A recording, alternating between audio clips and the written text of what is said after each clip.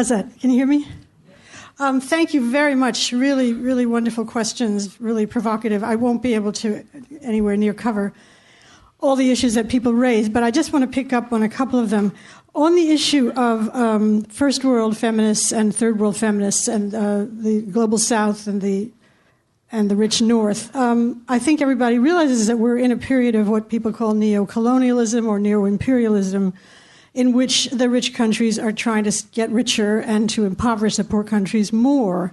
And I talk in my book about, in this context, the uses of mainstream or hegemonic feminism, particularly for the leadership in my country, using Western feminism as a weapon against third world women.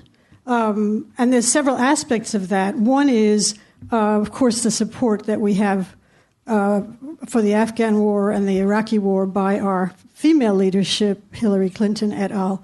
And secondly is the economic assault that goes on and on against third world countries through structural adjustment programs. Many of you have studied this, which cuts social services very badly and puts everything then back on the shoulders of women. And then Western feminists, to add insult to injury, say, well, why aren't you liberated? Why aren't you like us? Why don't you care about our issues? And this came up famously at Nairobi in that International United Nations conference. You remember that? Where the Western women were saying, well, why aren't you all excited about your electoral access? And why aren't you all excited about abortion? And they're like, excuse me, we don't have sanitary napkins. We do not have running water. We do not have the most basic economic substructure. So we have different issues, and that's been a kind of dialogue of the deaf, although I think we're starting to bridge that now.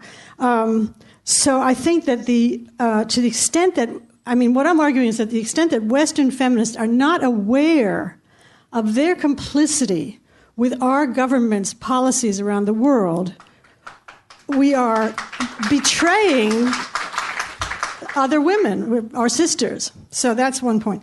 Now, the second point is, and by the way, when people say, well, where is the women's movement? Look around the world. Gabriela in the Philippines is a very powerful women's movement. In Venezuela, under the Chavez government, there's a resurgence of women's activism, extraordinary political and social gains for women.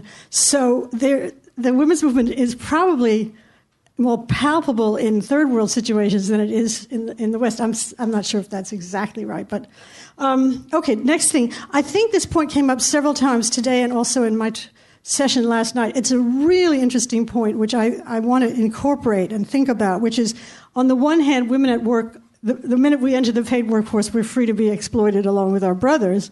On the other hand, it is true, and you can go back to Engels to think about this, that in the workforce, people are not atomized. They can be drawn together and they can work. And so some of the leadership in the resurgent services sector, unions, is by nurses, is by domestic workers. We've had fantastic organizing of domestic workers. And in fact, New York State is about to pass a bill called the Domestic Workers' Bill of Rights, which is going to give them what they have lacked since the 1930s, which is a minimum wage and other workers' rights. So that's an area of struggle. By the way, that's a cross-class alliance. So the employers who are women who are going to work because they have immigrant women helping them, they could fight for the Domestic Workers' Bill of Rights or an equivalent thing here and do something to alleviate their guilt. And on the sex workers, I have a section in my book on that also. That's a long-standing debate within feminism. And whenever I teach this, I agree with both sides. It's like, sex work is terrible, it's exploitative, it objectifies women. That's true. Sex work is an option for women, it's economic empowerment, it's a form of service work. That's also true. It's an insoluble thing because why? It's assuming capitalism as a system and commodification. So you sell your body just like you sell your body if you're working on an airplane, right? In part. Mutatis mutandis, but still. So I don't think the sex work issue can be solved within a capitalist framework But I guess I slightly come down on the side of the right of sex workers to consider themselves workers and to get rights as they have in some countries. So I'll stop there. Okay, Nina will speak next. Just a few quick points then. Just to pick up actually on kind of some of the things that Hester was saying. Really, I couldn't agree more about what she was saying about a kind of global women's liberation. It's a huge, huge problem if half the world thinks that feminism is about buying shoes and the other half thinks it's about access to basic kind of resources and not being raped and killed. Okay, and obviously a proper Marxist feminism would pay attention precisely to class and women all over the world. It wouldn't restrict its kind of vision to kind of questions of the rich world. At all. So, I mean, and as Hester was saying, I think there's been much more progress in recent years trying to think about the global context in that sense. And I suppose I would just simply say, well, but for thinking very critically about the bad uses, the uses and abuses of the term feminism in the 90s and 2000s, particularly in relation to war. Someone brought up war, which is huge question. We have to be incredibly wary about those kind of false uses and immoral uses of feminism to justify invasion, particularly in relation to things like Islamophobia and so on. This idea that Western feminism is going to somehow liberate women and the rest of the world. It's a terrible and incorrect story. Somebody asked about the link between culture and the economic sphere. I would say absolutely yes. I'm not saying we should only look at economics or politics in that way. There clearly are there are obvious relations between the two. I just think if you focus on culture solely about culture and just talk about things like lifestyle choice and so on, it doesn't really explain the problem you're trying to address. I think, personally, I think that the ambient pressure for young women to present themselves nicely and to look pretty and so on, for me, can only be explained in the context of work.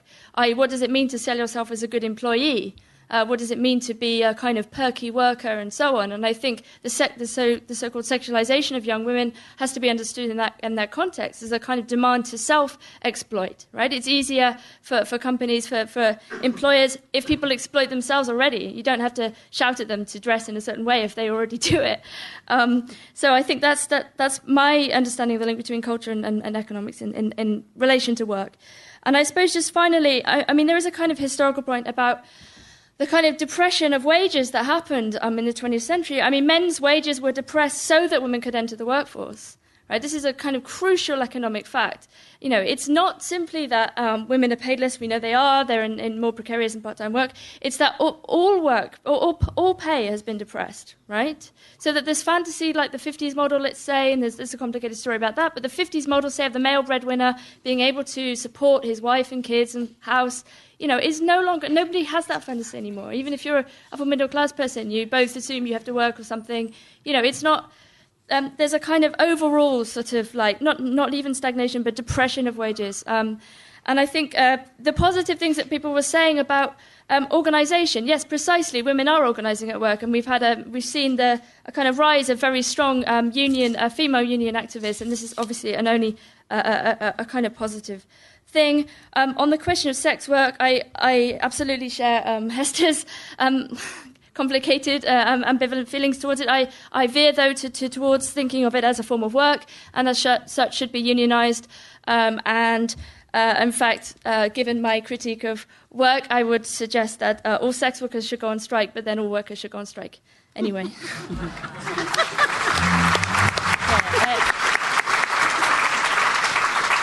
The final speaker is Judith. Just before she speaks, don't rush off at the end. The speakers are all going to be signing the books at the front of the stage. So, Judith.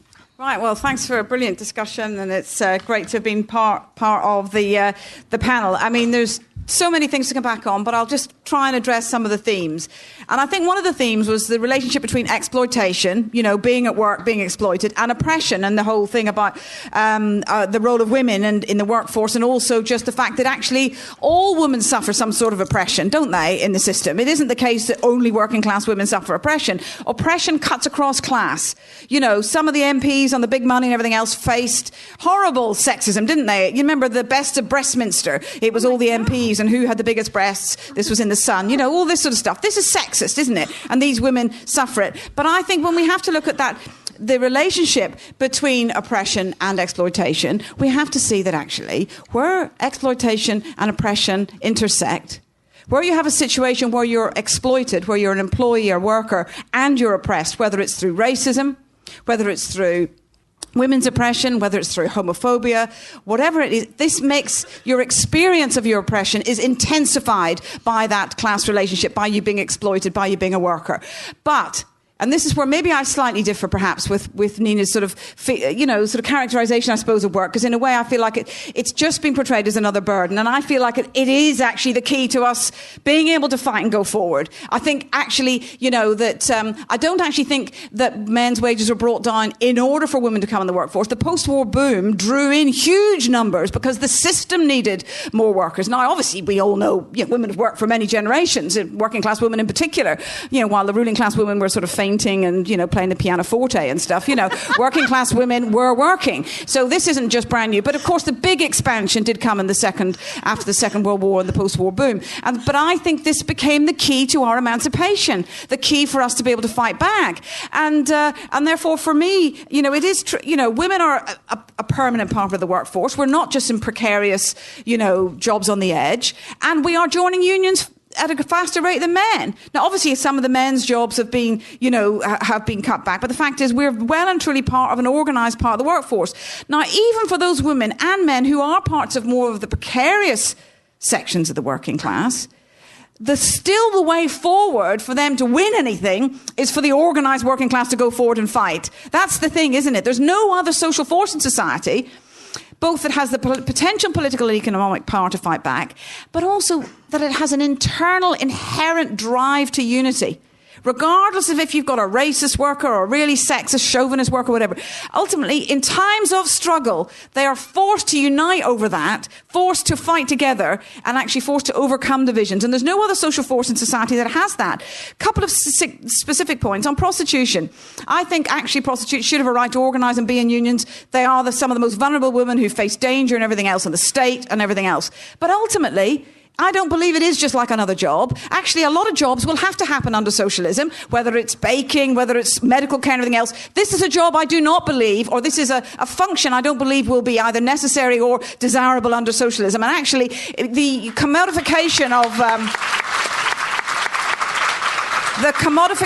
of our bodies, of our sexuality, of our bodies is, a deeply alienated form of commodity and buying and selling in capitalism, and I don't believe it will exist. Actually, I don't believe we'll be buying and selling anything under socialism, let alone our bodies. But I think just another couple of specifics on the raunch culture stuff. And yes, I don't think we should get too obsessed, about the developments on one level. But I think for many young women and men, it is how they face the raw reality of women being oppressed and that mismatch. That's, for many of them, that is what is their experience. They haven't experienced the worrying about maternity leave yet, or the pension age, or some of those other things. And therefore, this is raw, absolute bile that is coming out of popular culture that people want to react to. And I think for us, what do we need? What sort of politics do we need? And I believe what happened with the women's liberation movement, we won lots of gains, but it came up against the limits of a movement that was only on talking about women's equality and women's, the way forward for women. Because actually you came across the limits of the system. Capitalism still exists. And therefore we have to have a politics that talks about actually getting rid of the system from which women's oppression came, from where it's rooted. And that is why, for me, a political movement isn't a form of feminism. It is a form of a socialist politics that sees the idea that we can fight to bring everybody up. It isn't just about putting women at the top. I want more women in every part of society. They should not be allowed to be a boss. Women aren't just nice, cuddly people. We know that putting women at the top doesn't make a big difference, but I don't think they should be denied the right to be at every level, being snotty bosses just like men. But I know that's not the answer.